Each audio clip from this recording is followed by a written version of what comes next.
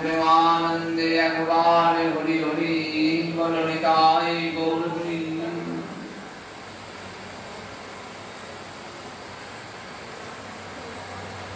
वृंदेर चरणे आमार सश्रद्ध कोटि कोटि प्रणिपात। शरणं सच्चिदानन्दरूपं लसत्कुण्डलं गोकुले विराजमानं यशोधाभिवलोकनाद्धावमानं परामृष्टवत्तं ततो नृत्यो। একটু সকলে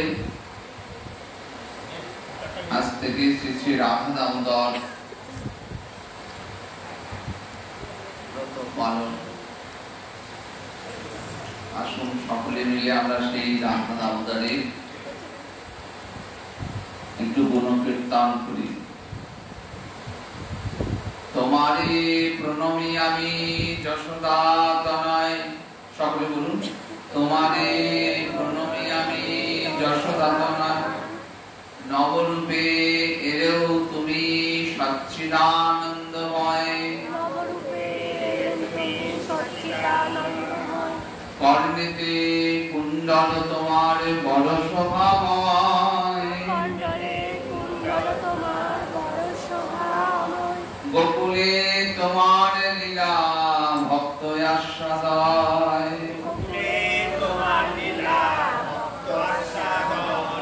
যশোদার ভয়ে ছোট ত্যাজি উদুখান, পশ্চাতে জননী ধাই চরণ চঞ্চল,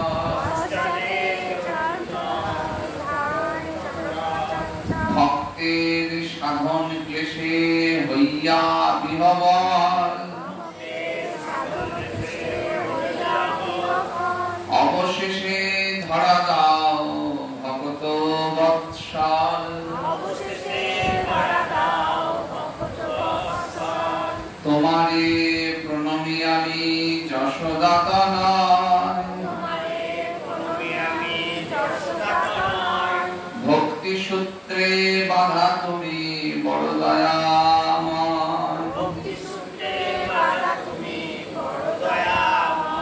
অশ্রু জলে ভাসে তোমার যুগল নয়ন,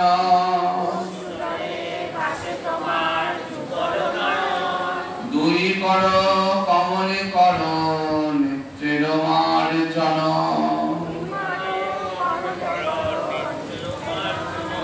নাসায় বহে দীর্ঘশ্বাস কম্পিত হৃদয়,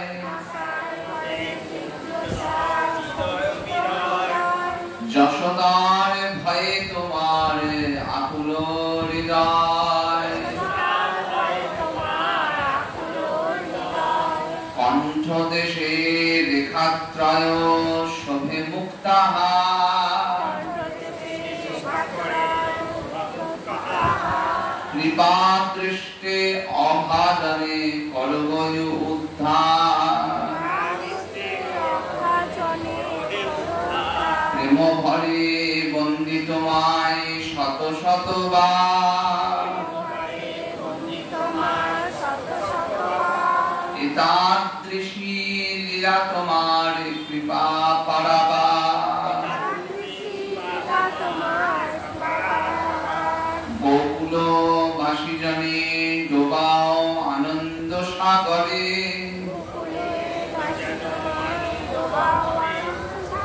ভক্ত হস্তে পরাজিত জানাও জ্ঞানীরে,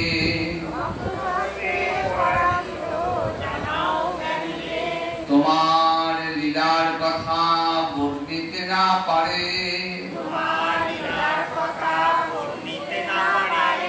ব্রহ্মা শিব অনন্তাদি ব্যর্থ হয়ে ফেরে। জয় জয় শ্রী নিতাই গৌর হরি বল।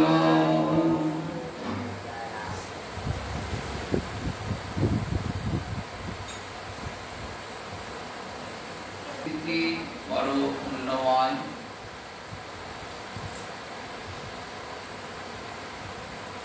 আজ থেকে শ্রী শ্রী রাধা দামোদর ব্রত পালিত হবেন।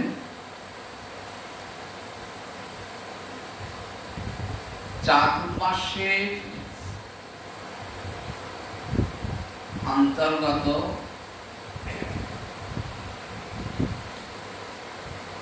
বিজয়া দশমীর পরের যে একাদশী, এই একাদশী তিথি থেকে শুরু করি উত্থান একাদশী পর্যন্ত একটি মাস। এই একটি মাসকে নিয়ম সেবা মাস নামে শাস্ত্রে অভিহিত করা হয়।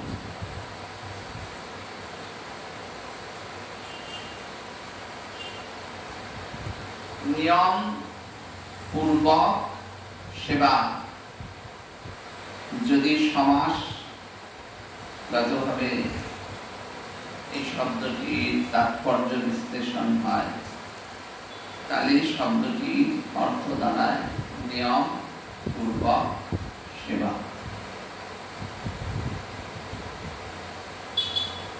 জগতের যে সমস্ত জীব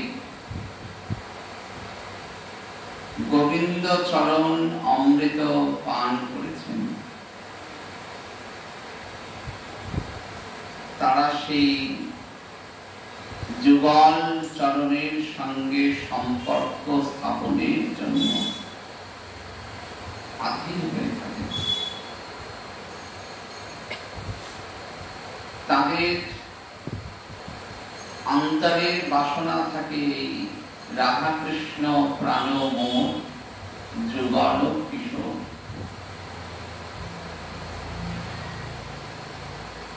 জীবনে মরণে মোর গতি নাহি,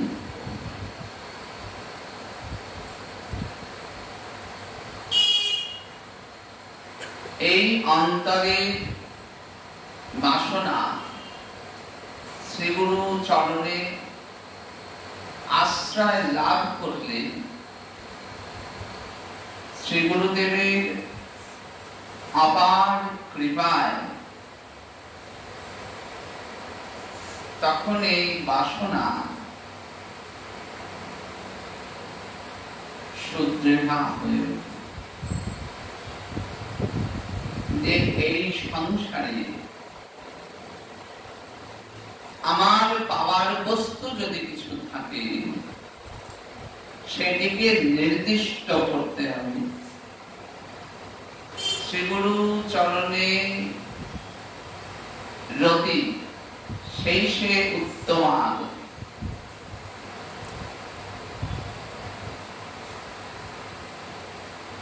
শ্রীগুরু চরণে যখন রতি সুদৃঢ় হয়, শ্রী গুরুদেবের প্রসন্নতা প্রাপ্তি হয়। কেন?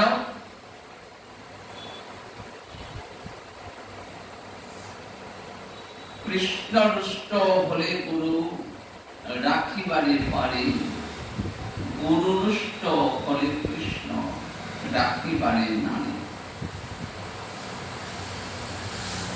শাস্ত্র গুরুদেবের স্থানটি নির্ণয় করেছেন।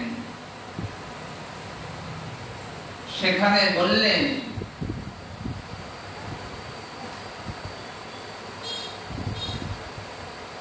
যে গুরু কৃপার মহিমাটি অপার, অর্থাৎ যার কোনো পার দেখা যায় না।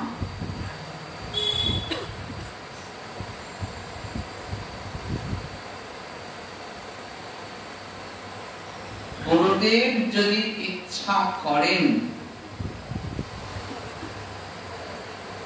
তাহলে গোবিন্দের যে বস্তু অদেয় ছিল সেই বস্তু লাভ হয়ে যায়।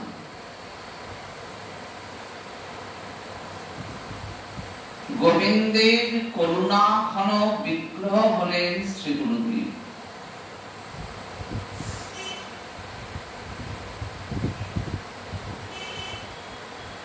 যিনি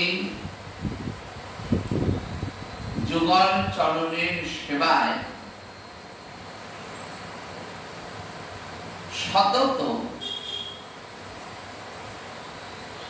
ব্যস্ত রয়েছেন। শ্রীমতী রাধারানীর আনুগত্যে শ্রী গুরুদেব সেবা করছেন।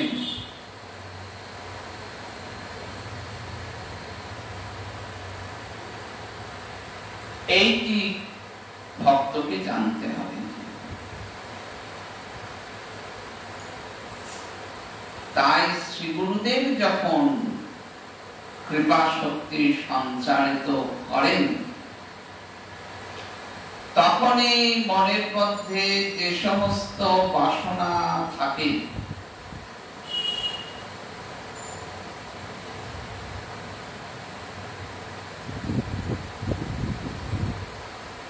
মহামায়া স্বরূপিণী ত্রিগুণাত্মিকা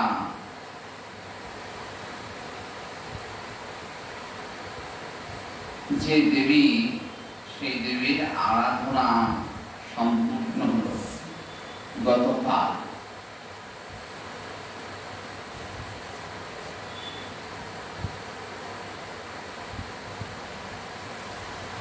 সেই দেবী মাহাত্ম্য সম্পর্কে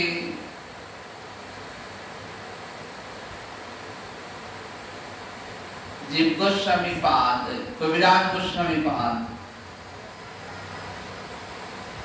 যে কথা শ্রবণ করিয়েছেন, যে সিদ্ধান্ত শ্রবণ করিয়েছেন, যে মহামায়া কি করেন,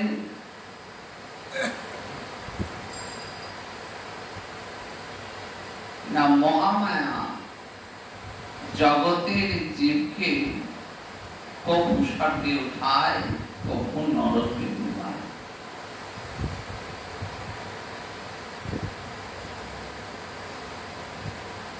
শ্রী গুরুদেবের চরণ যারা আশ্রয় করে ভজন মার্গে রয়েছেন,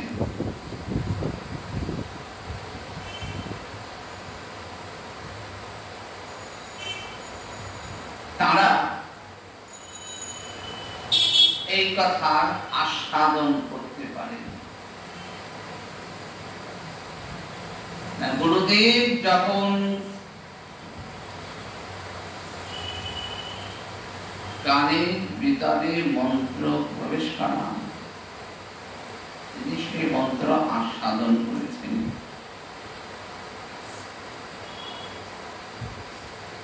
আস্বাদিত যে মন্ত্র,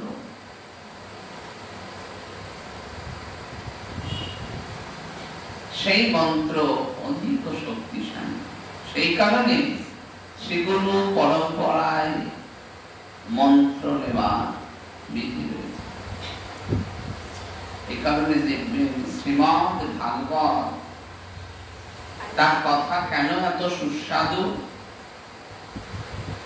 বললেন নিগম কল্পতর গলিতম করম শুক মুখাত অমৃত ধ্রুব সংকটম।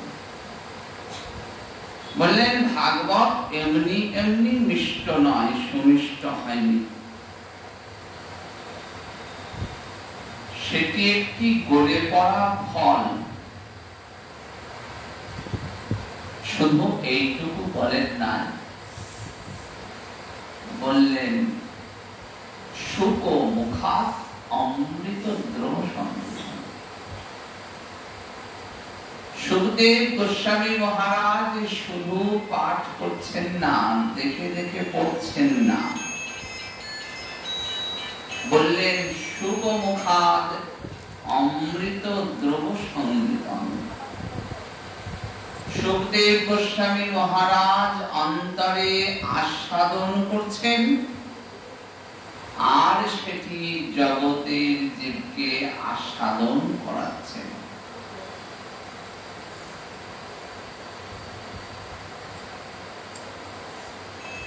আর সেই আস্বাদিত রসসুধা পারম্পর্য ক্রমে আমরা আস্বাদন করছি। সুখদেব গোস্বামী মহারাজ আস্বাদন করাচ্ছেন মহারাজ পরীক্ষিত।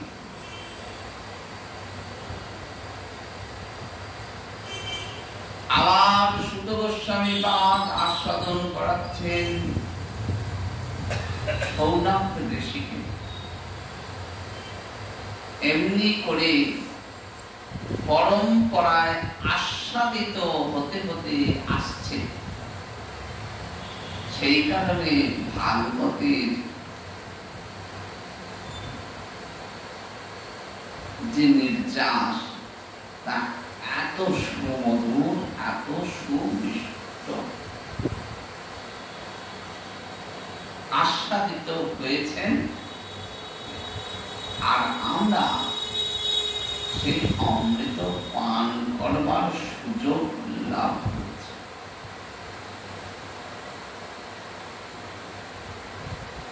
আবার সেই সমস্ত গ্রন্থাদির নির্যাস পান করেছেন কবিরাজ গোস্বামী পাদ, আমাদেরকে পান করিয়েছেন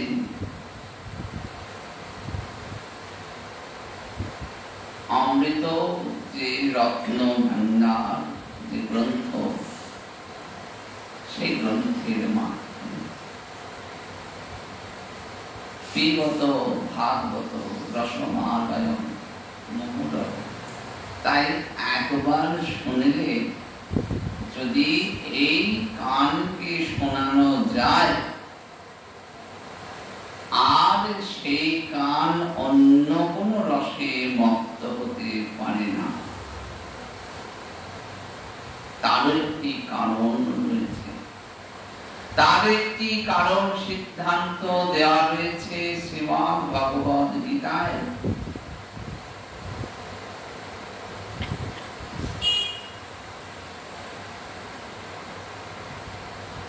শ্রীমদ্ ভগবদ গীতার এই যে শ্লোক যেখানে বলা রয়েছে এবে চাংশ পরা পুরুষ, অর্থাৎ জগতের জীবকে স্মরণ করিয়ে দিয়েছেন। এ শুধু সাহিত্য নয়, যে কেন এই অমৃতময় কথাখানি শুনলে আমার কান উন্মত্ত হবে, আমার হৃদয় উন্মত্ত হবে।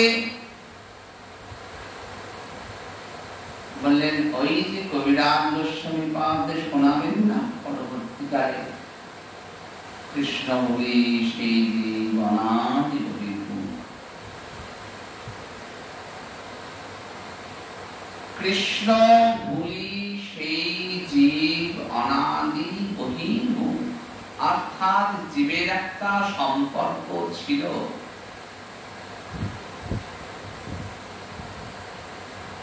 আর সে কথাটাই পূর্বে গীতায় আরেকবার বলেছেন।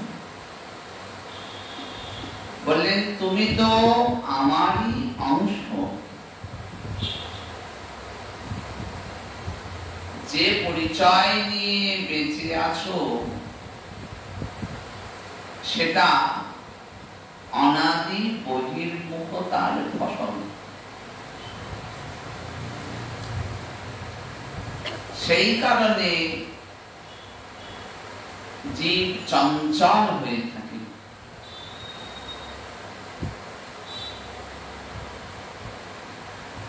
আমাদের সংসারে কিছু কিছু ভুল আমরা নিজেরাই করি, আমরা নিজেরাই সংসারের দুঃখের কারণ রূপে বিরাজিত। আমরা আমাদের সন্তান সন্ততিকে গীতা ভাগবতের কথারূপ অমৃত আস্বাদন করাই না। আমরা আমাদের সন্তানাদিকে ভাগবতের আসরে নিয়ে যাই না। আমরা অপেক্ষা করি কবে এই জড়বস্তু দেহটা অনেকটা এই সংসারের বয়স হবে, তবে সে নাকি ভগবতমুখী হবে। এমন সিদ্ধান্ত আমরাই করে নিয়েছি, শাস্ত্র কিন্তু বলেন না সে কথা। একবারে শাস্ত্র বললেন অনাদি বহির্মুখ, তুমি তো সেই কবে থেকে বহির্মুখ হয়ে রয়েছ, অর্থাৎ কবে থেকেই তো আমার সঙ্গে সম্পর্ক ছিল, কিন্তু কোনো না কোনো একটা কারণে আর আমার সঙ্গে সম্পর্ক রাখো না। অর্থাৎ এই সিদ্ধান্ত শাস্ত্র করে দিয়েছেন যে তুমি আমার ছেলে, আমারই আছো, আমারই থাকবে। কিন্তু আমাদের দুরমতি যে আমরা সময় থাকতে গোবিন্দমুখী করি না, গোবিন্দমুখী হই না। ব্রহ্মাণ্ড ভ্রমিতে কোন ভাগ্যবান জীব গুরু কৃষ্ণ প্রসাদে পায় ভক্তিদাতা,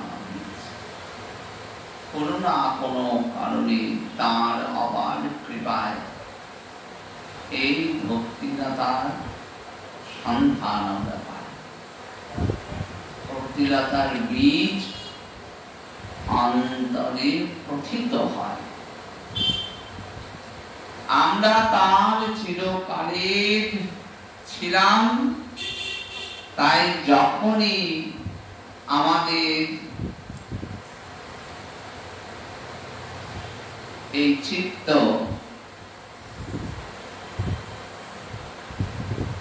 সেই চিরকালের আপনজনের কথা কর্ণের মধ্য দিয়ে আস্বাদন করে, তখনই সে উজ্জীবিত হয়ে ওঠে। তার কথা শুনলে অন্তর জেগে ওঠে। অন্তর ওই যে অনাদি বহির্মুখতা থেকে নিজেকে খুঁজে পায়, আর সে বহির্মুখ থাকে না। গুরু কৃষ্ণ প্রসাদে যে অন্তরে জাগরণের বীজটি প্রথিত হয়ে যায়, তখন সে ওই চির আপনজনটিকে খুঁজবার জন্য চঞ্চল হয়ে ওঠে। সংসারের প্রথম দিন থেকে, ওই শিশু বয়স থেকে আমরা অশান্ত হয়ে থাকি। কাম, ক্রোধ, লোভ, মোহ, মদ, মাৎসর্য, এইগুলি সতত আমাদেরকে চঞ্চল করে রেখেছে। সেটিরও কারণ গোবিন্দ বললেন মম মায়া।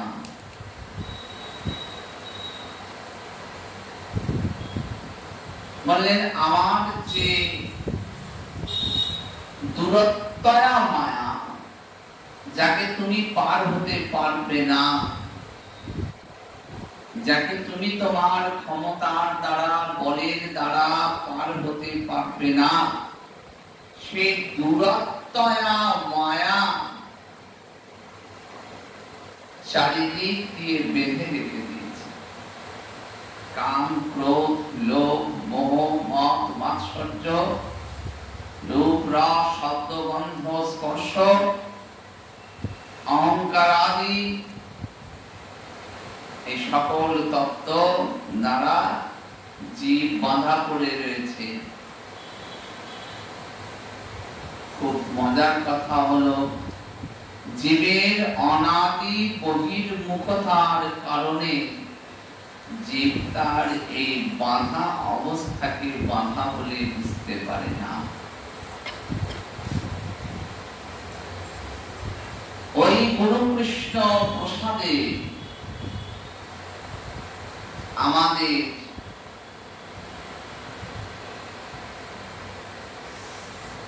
অন্তরে যে চেতনা জাগরণ হয়, আমরা বুঝতে পারি তখন আমি তো বাঁধা পড়ে আছি।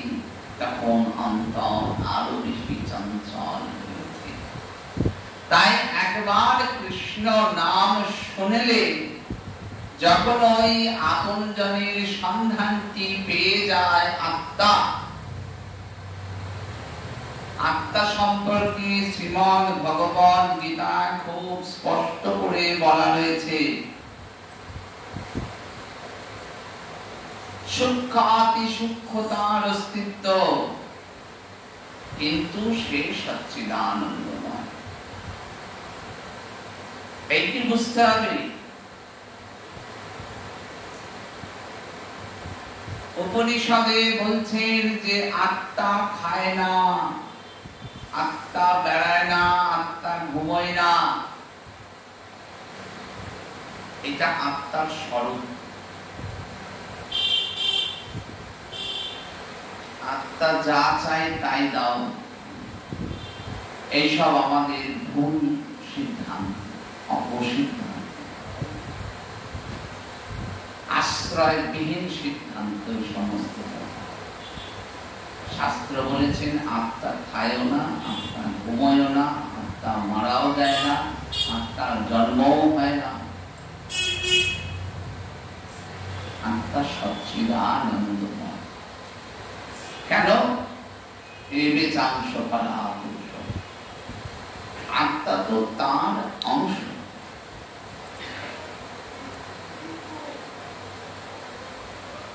বিপুল শক্তির আধার।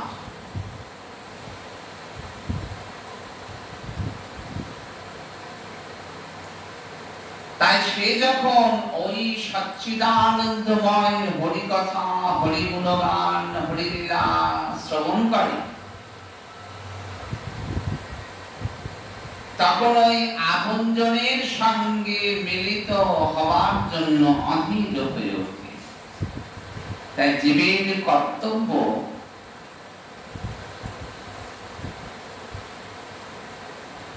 যে দেহ উপহার স্বরূপ পেয়েছে, সেই দেহকে গোবিন্দ সেবায় নিযুক্ত করা। দেহের মধ্যে যে দেহী রয়েছেন তাতে তিনি আনন্দ পান। আর এই রূপ রস শব্দ গন্ধ স্পর্শের দ্বারা সেই জ্বালাতন অনুভব করে, কষ্ট অনুভব করে। কারণ এগুলি ওই আপনজনের কাছে যাওয়ার পথে বাধা সৃষ্টি করে।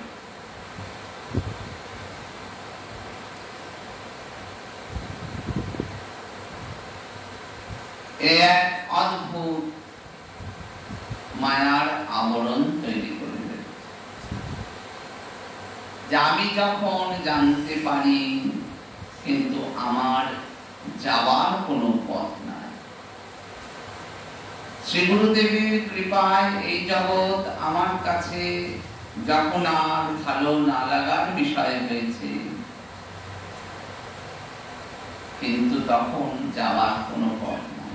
তখন সিদ্ধান্ত করে দিয়েছেন নরোত্তম দাস ঠাকুর, সাধনে ভাবিব যাহা সিদ্ধ দেহে পাব তাহা। জীব যেন অকারণ চঞ্চল না হয়ে ওঠে সাধন পথে, ভজন পথে।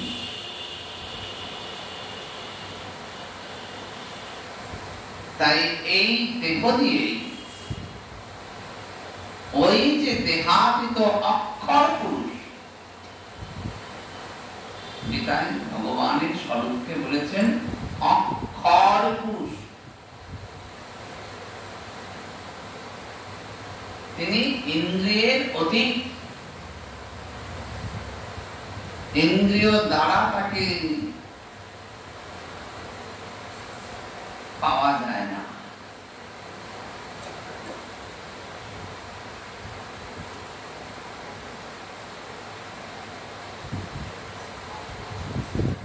তাই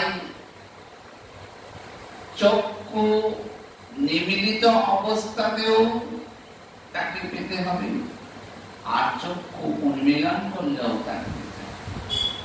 এই চোখের দ্বারা তাকে পাওয়া যাবে না ঠিক, কারণ এটা তো এই জগতে এই ইন্দ্রিয়টা প্রাকৃত ইন্দ্রিয়। গোবিন্দ আমার অপ্রাকৃত, তিনি তো অক্ষর পুরুষ। এটা আমার কথা না, শাস্ত্র বললেন তিনি অক্ষর, অর্থাৎ তাকে ইন্দ্রিয় দ্বারা ধরা যাবে না। তার রস উপলব্ধি করা যাবে না, তার আনন্দকে আস্বাদন করা যাবে না, কারণ সব দেখা। কিন্তু নরোত্তম দাস ঠাকুর বললেন যে জীবের চঞ্চল হওয়ারও কারণ নাই। এই দেহটা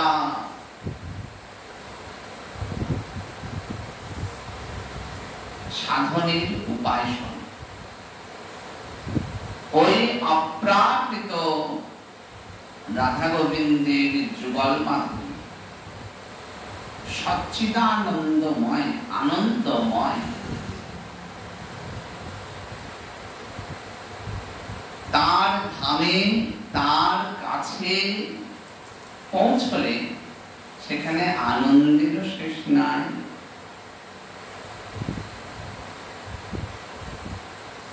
সেখানে কোনো বিনাশ নাই, সেখানে শোক, তাপ, দুঃখ নাই, অশোক।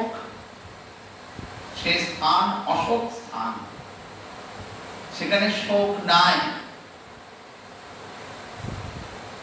সেই স্থানে যখন জীবের পার্শ্বদ দেহ লাভ হয়, জীব তার হয়ে যায়, তার হয়ে যায়।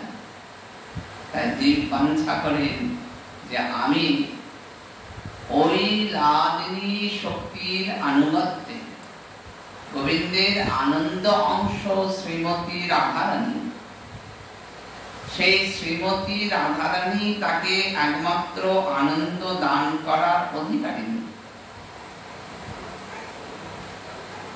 কেন না, গোবিন্দের আনন্দ অংশের প্রকাশই শ্রীমতী রাধারানী। তাই তাকে আনন্দ দেওয়ার অধিকার যদি কারো থেকে থাকে, সে শ্রীমতী রাধারানী ছাড়া আর কারো নেই। তার আনুগত্যে আমরা গোবিন্দ প্রীতির চেষ্টা করতে পারি, সেটা এই দেহ দিয়েই হতে পারে।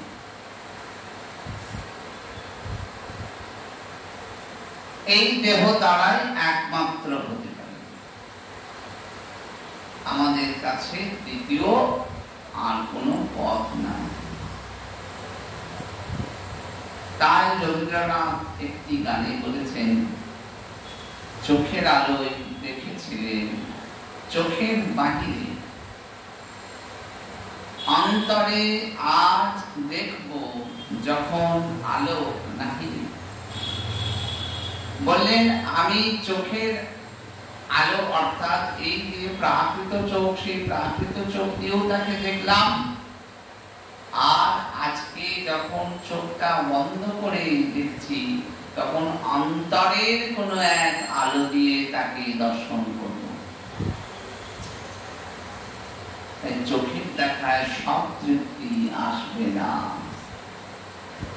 প্রাকৃত এই ইন্দ্রিয় সেই অপ্রাকৃত রূপের রসমাধুরী পান করবার সামর্থ্য নাই। তাই অন্তরের যে চোখ, যখন এই চোখ বন্ধ হয়, তখন সেই চোখ যখন খোলে, সেই চোখ দিয়ে তার রস রূপের যে মাধুর্য, এক বিন্দু পানি অনুমত্ত হয়ে ওঠে। যার যত বেশি আনুগত্যে সেবা, সে ততখানি বেশি পান করতে পারবে।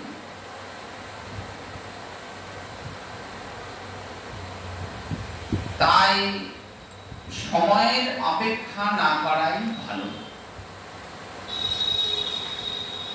আমাদের যারা পরিচিত যারা আপনজন, আমরা যদি তাদের মঙ্গল করতে চাই, 2-10টা সাংসারিক বস্তু দিয়ে তার প্রতি উৎপাদন হবে না, তার মঙ্গল কামনা হতে পারে না। যদি তাকে ভগবত মুখী করতে পারি, গোবিন্দের সেবায় বিরাজ করতে হবে।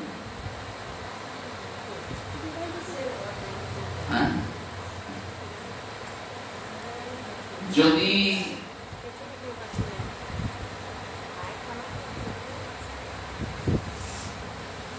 তার প্রতি সেবায় নিযুক্ত করাতে পারি আমরা, তবে তার মঙ্গল সাধিত হতে পারে।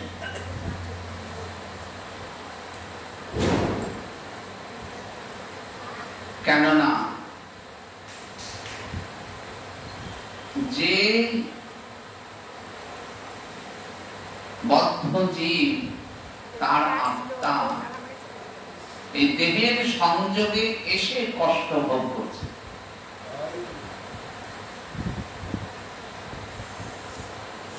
সাধুগুরুর কৃপায় যখন আমরা জানতে পারি যে এই দেহের ভিতরে থাকা আত্মা বড় ব্যথা বোধ করে, তাকেও সেই সন্ধান জানানো না।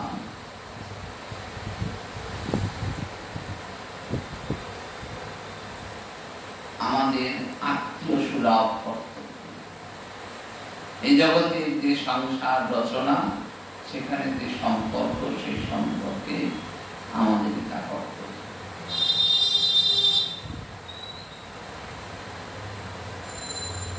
তাই শ্রীমতী রাধারানীর আনুগত্যে গোবিন্দের যাতে প্রীতি হয়,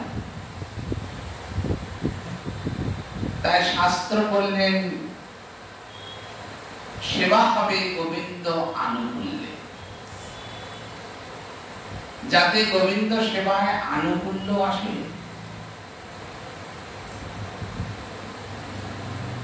তাহলে জীবের তো এমনি এমনি ভগবত মুখীনতা আসবে না, সাধনে ভাবিব যাহা।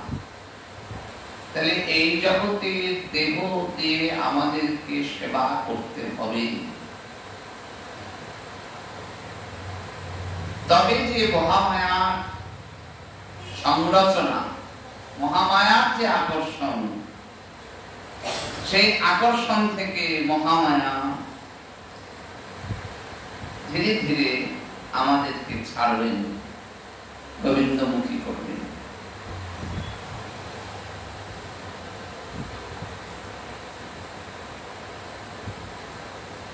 এই নিয়ম সেবা মাস, দামোদর মাস, যে মাসে ভক্ত ভগবানকে বাঁধছেন, এ মাসে ভক্তের যশগান গাওয়া হচ্ছে যে একমাত্র ভক্ত তার ভক্তি দ্বারা ভগবানকে বেঁধে ফেলতে পারেন, এমন যশের গুণকীর্তন করা হচ্ছে। এই মাসটি ওই রাধা গোবিন্দের চরণ প্রাপ্তির সমস্ত বাসনা পূরণ করতে পারে। তাই এই মাসে একটি বিরাট সুযোগ জীবের কাছে আসে। 4টি অবশ্য পালনীয় কর্তব্য শাস্ত্র বলেছেন, যে এমন সুযোগ তো আর হবে না। তাই গোবিন্দ ওঠার আগে, গুরুদেব ওঠার আগে যদি পারো উঠে পড়ো ব্রহ্ম মুক্তি। যুগলচরণ সেবার যে ক্রম, সেখানে শিষ্য গুরুদেবের আনুগত্যে সেবা করবেন। তাই গুরুদেব ওঠার আগে শিষ্যকে উঠতে হবে। তবে তো তিনি আদেশ নেবেন। এটি মানুষেও হতে পারে যে সাক্ষাৎ, তবে তো গুরু শিষ্যের সম্পর্ক, গুরু শিষ্যের সম্পর্ক কিছু এ জাগতিক বস্তুর দেওয়া নেওয়াতে একেবারেই নয়। গুরু প্রীতি বিধান হয় সেবা। গুরুদেব রাধা গোবিন্দের সেবা ভিন্ন দ্বিতীয় কিছু জানেন না, তাই শিষ্য তার প্রসন্নতা আনতে পারে একমাত্র আদেশ গ্রহণ পূর্বক ওই যুগলের কেমন করে সেবা। তাই ব্রহ্ম মুহূর্তে ওঠা, শ্রী গুরুদেবের আদেশ গ্রহণ পূর্বক বৃন্দাদেবীর জাগরণ, বৃন্দাদেবীর কীর্তন, বৃন্দাদেবীর সেবা, তুলসীর সেবা, তুলসী দেবীর সেবা। তিনি তুলসী স্বরূপে এসেছেন জগতের জীবকে কৃপা সেবা করবার সুযোগ করে দিয়েছে। বৃন্দাদেবী তুলসী দেবী স্বরূপে এসেছে তার সেবা। হরি জাগরণ, গোবিন্দের জাগরণ, তাঁর কীর্তন, প্রভাতী সুরে তাঁর কীর্তন, প্রাতঃ স্নান, ওই জাগরণের পূর্বে প্রাতঃ স্নান করে গুরুদেবের কাছে আদেশ গ্রহণ করে বৃন্দাদেবের সেবা করে গোবিন্দের গুণকীর্তন, আর সন্ধ্যায় তুলসী দেবীর চরণ প্রান্তে প্রদীপ নিবেদন, আর রাধা দামোদরের গুণকীর্তন, নিত্য শ্রবণ, নিত্য কীর্তন। যদি ভক্ত সঙ্গে হয় তাহলে তো অতি উত্তম, যদি না হয় একান্তে বসে বসেই তার কথা কীর্তন উচ্চারণের মাধ্যমে শ্রবণ। এমনি করে একটি মাস নিয়ম পূর্বক সেবায় নিয়োজিত হওয়া, যে একটি মাস আমি এই নিয়মে বাইরে যেতে পারবো না, যাওয়া সম্ভব নয়। যারা গুরুচরণ আশ্রয় করেছেন, রাধা কৃষ্ণ প্রাণমোর যুগল কিশোর, তারা অনুভব করছেন গুরু কৃপায় অনুভব করেন, তারা এই একটি মাসকে ভজনের জন্য সর্বশ্রেষ্ঠ কাল বলে বেছে নেন। কারণ অন্যান্য সময় এমন নিয়ম করে সেবা সম্ভব হয় না, কিন্তু একটি মাস তারা নির্দিষ্ট করে নেন, দৃঢ় সংকল্প করে নেন। তাই বলা হয় রাধা দামোদর ব্রত, শুধু নিয়ম সেবা মাস নাকি রাধা দামোদর ব্রত, রাধা দামোদরের প্রীতি উৎপাদন। এমনি করে নিয়োজিত হন ভক্ত সম্পূর্ণভাবে একটি মাস।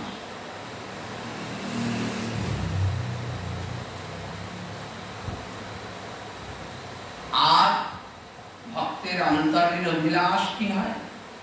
ভক্ত নিজের জন্য করেন না, কিছু পাবার জন্য করেন না, তাকে পাওয়ার জন্য যে ভক্তি দেবীকে সযত্নে অন্তরে পালন করতে হয়, সেইটি যাতে ঠিকমতো হতে পারে একমাত্র সেই বাসনাকে সংকল্প করে যে আমার অন্তরে ভক্তি দেবী চিরকালের জন্য থাকুন।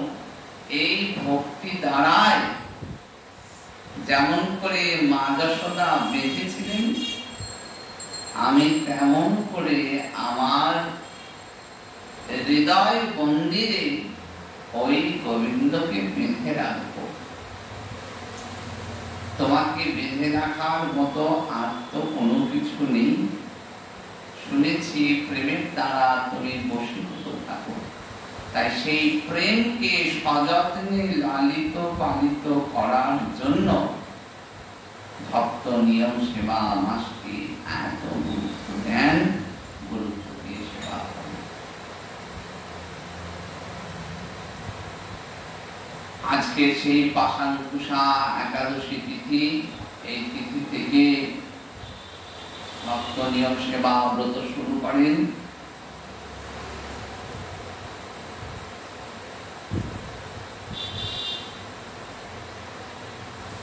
ভক্তের কাছে ভগবান হাত পানেন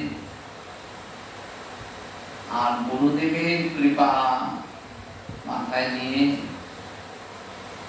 ভক্ত চান আমার প্রেমের কাছে তোমাকে হার মানাবই।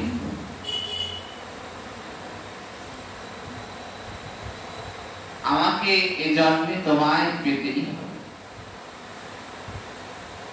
শুধু এ জন্মে নয়, জন্মে জন্মে আমার যেমন স্বরূপেই আমি আসি না কেন, যেন তোমার রূপ দর্শন করতে পারি, তোমার কথা শ্রবণ করতে পারি, তোমাকে আস্বাদন করতে পারি। আসুন আজ সেই শ্রী রাধা দামোদরের পুনঃকীর্তন করি আমরা সকলে মিলে। জয় রাধা দামোদর, জয় রাধা দামোদর, জয় রাধা দামোদর, দয়া করো হে।